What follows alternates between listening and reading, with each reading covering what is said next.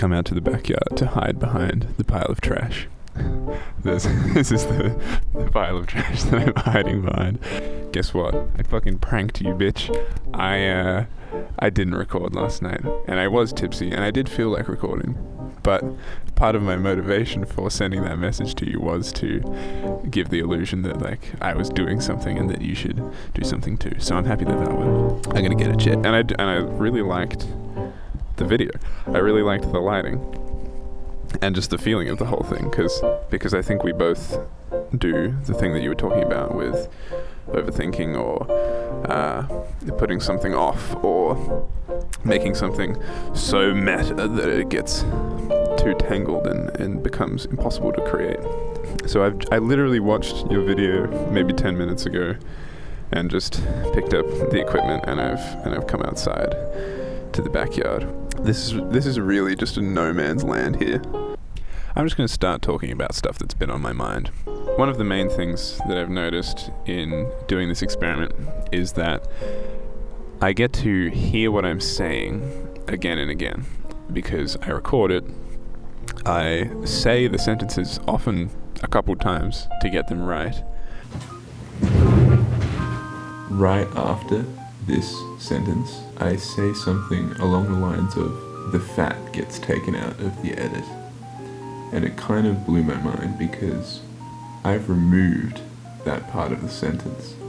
So I trimmed the fat of the sentence that I was saying by removing the part of the sentence where I talk about trimming the fat. So in that way, there are two things that come from that, which is I get a greater understanding of the point that I was trying to make.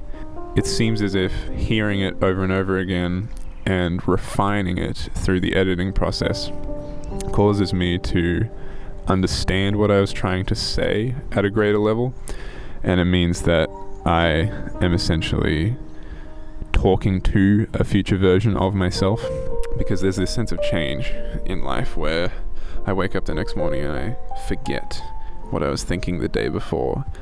But in this scenario, I wake up the next morning and I listen attentively to what I was thinking the day before. So that's the first thing that comes from doing this experiment. And the second thing is that I've started to become more self-aware about the way that I structure my sentences. So because I am listening so attentively and I'm having to cut out the parts of my sentences that I don't think add anything, it means I've had to analyze my speech patterns and the way that I'm going about explaining things. And I think it's changing the way that I go about speaking, just every day, to people. Because for people like us who spend a lot of time in our heads, I think it becomes difficult to actually translate that into words. So when you start to express it, it doesn't come out in a very articulate form.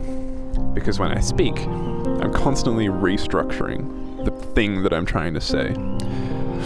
I'll get to the end of a sentence and then I'll say the same thing 3 different ways or try to restructure it to be more precise. And I enjoy that because it does lead to more nuanced and more precise speech. But I wish that I could do it quicker. I wish that I could speak off the top of my head and have it sound as articulate as it does once I've said it a few times, edited it down.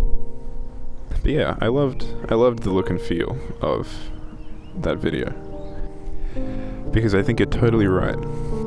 As an experiment, the point of what we're doing is to make something, to turn the conversations that we have and the things that we think about into a creative product, whether we think that it has value or not, because it has value to us.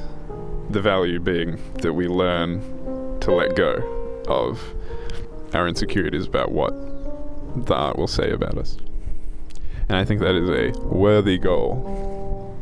The other thing that struck me about making these is that the process of talking to a camera, talking in a microphone, it's what all of these people that we admire are doing. Because at the end of the day, I think there's a big disconnect between consuming content and creating content. So it is an interesting exercise to be in the act of creating content. When we consume content, we experience it as a 2D image on a screen with audio. But creating content is the act of configuring ourselves into something that serves that medium. I guess what I'm saying is that it's strange that this act is what all of these people on YouTube are engaging in. And it feels different to consuming the content.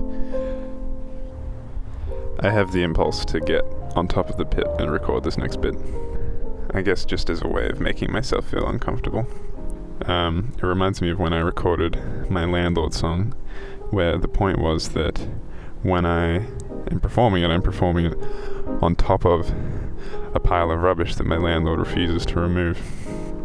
But in the act of creating that video, I had to get on top of some high ground in the back of my yard and sing across the neighborhood, and that's an embarrassing thing to have to do. But like I was saying, it's configuring yourself to a medium that doesn't actually care whether you or the people around you are embarrassed or not. And I think this goes back to what CJ the X was saying in his last video, which is that if you're on the side of art, then you shouldn't really care whether you are the center of attention or not. Because in that moment, the idea of recording that song superseded my need to not embarrass myself. I'm starting to make a connection in my head about your idea of embracing chaos and the place in which I'm filming this video, because this backyard symbolically is chaos. It's no man's land. I am recording it in the area of my house that is the most chaotic and the most untrodden for me. It reminds me a lot of the backyard in our Malvern house, just because there's so much stuff back here that is unexplored by me and super chaotic. Like, you know, the next video, I want to make it less meta, because there's only so much we can talk about the experiment itself without it being boring. Like when I watched this one back, I think that to an extent, you know, it's genuine. I'm genuinely talking about what I was thinking, but at the same time, I want to give it some fresh air, give it some fresh information, not just be an Ouroboros snake. So next episode, I'm hoping will be about dating, because that's something that I've thought about a lot recently and would be interesting to just brain blast, get it out of me. So that'll be fun. All right. Bye-bye.